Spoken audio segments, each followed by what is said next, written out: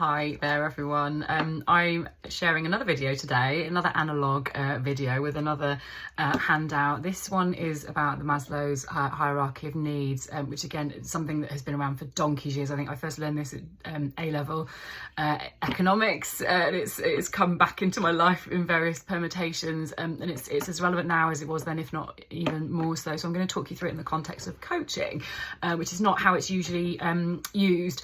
And I'm going to try and link it. I wrote an article about this recently, so I'm going to try and link it. But you know, this is all new to me. But I'm doing this analog because you know this is just me today. It's the easiest way of doing it. I've got this handout and I wanted to talk through it, so I'm going to share it here and talk you through it. Now, I'm not going to talk you through what each stage means. You can see it there and you can read about it in the post that I've done. But I wanted to talk you through it in the context of the coaching clients that I work with.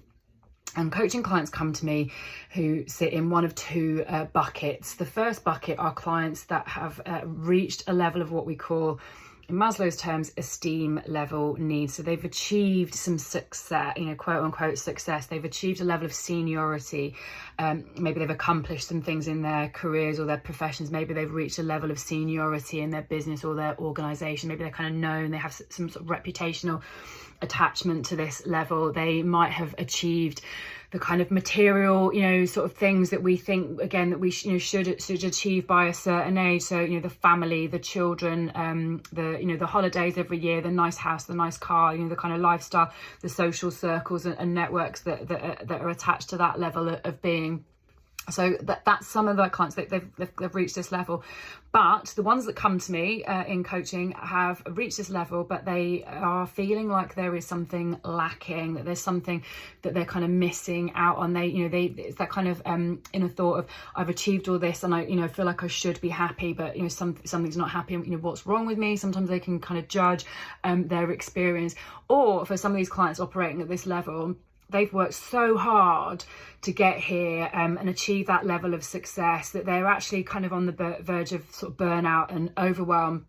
And the fear that they have, which really kind of presents in really, really challenging ways, is that if they stop working as hard, they stop putting in the effort, they're going to lose everything and everything's going to crumble and kind of fall away. So this is kind of the fear of success, that if anyone's come across that. So they kind of fear that like they don't want to evolve anymore or carry on anymore because they feel that it's going to get really hard. But they're also worried that they're not even going to be able to sustain this level, and that can be really, really difficult if they're thinking, if I stop, then all of a sudden my security is going to be put into question. There's a lot of kind of risk and fear attached to this. But as we can see, and this is the work that I do with my clients, there's an invisible glass ceiling here, so they don't know that this other kind of stage exists and what's possible for them when they continue to do the work in an aligned and authentic way. So that forms the basis of a lot of the work that we do in coaching, is working with clients to get to kind of look beyond these esteem needs and really get underneath what's really important for them, so they can start to take aligned action. So it's not about doing more, it's about doing more intentionally,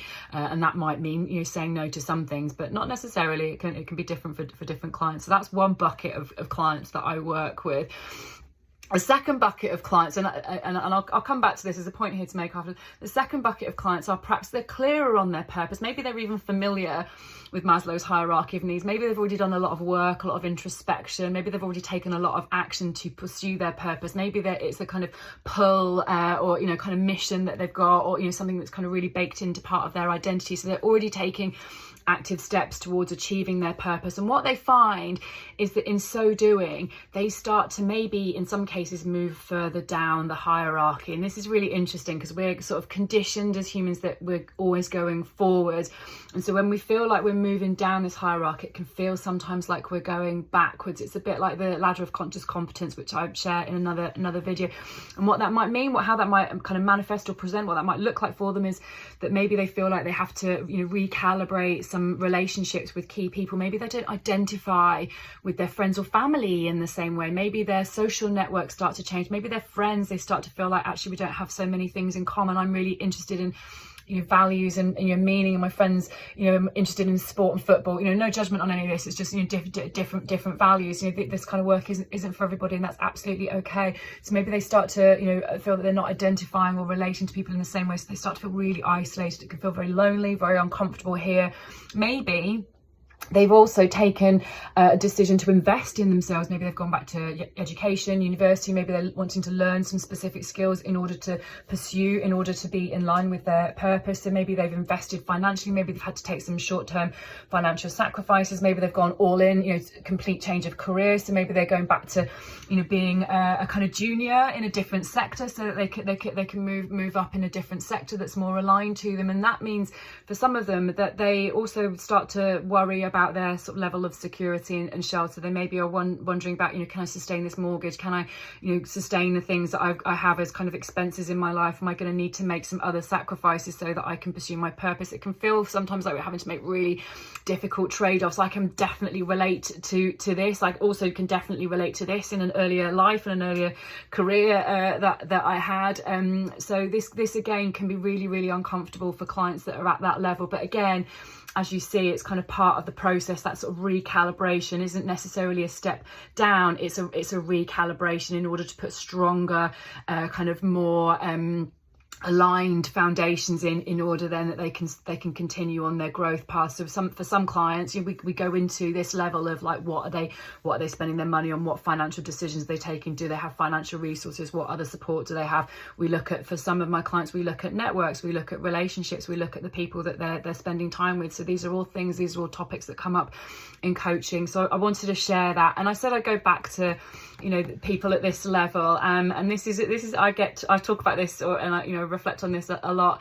Not everyone is ready or, you know, kind of willing to be coached, and that's absolutely fine. And I never say, you know, coaching is for everyone, but I do believe coaching can benefit everybody. But the point always is, people benefit from coaching when they want to be coached, when they're ready to be coached. And when they're ready, that means they have a sense of belief that things can be better, that their current ways of working are no longer right for them, and they have some agency over being able to take some action. And agency means that they have some positive beliefs that they're able to work from.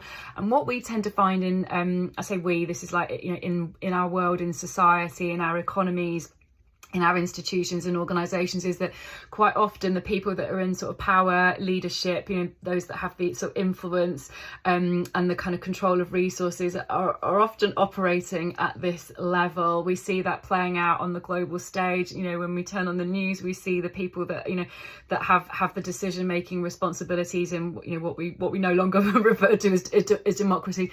And I find this tool really, really helpful to think about, you know, where are they on this journey? A lot of them are at this level, and they're stuck by that glass ceiling. They're unable, they have yet to see that there is more for them beyond their current ways of working. And it may be their current ways of working are working for them. You know, we look at some of the, you know, dictators of the world, you know, in manifestation tools, you know, manifestation terms even, some of those are the best manifestors because they're operating with really high self-worth, so they've got no impetus to change. But some of them also are driven by fear and kind of insecurity. And I don't say that in a judging way, like we all have that. It's just that these people are operating at this level. But I find this really helpful when I get frustrated with the news and I get really, you know, despondent and upset. You know, this is what I go back to, and I think, well, where are they on this hierarchy? What might be going on for those individuals? And it helps me to kind of approach and think about those people in a more objective way, so that I'm then managing my emotions around it. So I wanted to share that as well. So I really hope you found that interesting. I'd love to know what you think. If you find it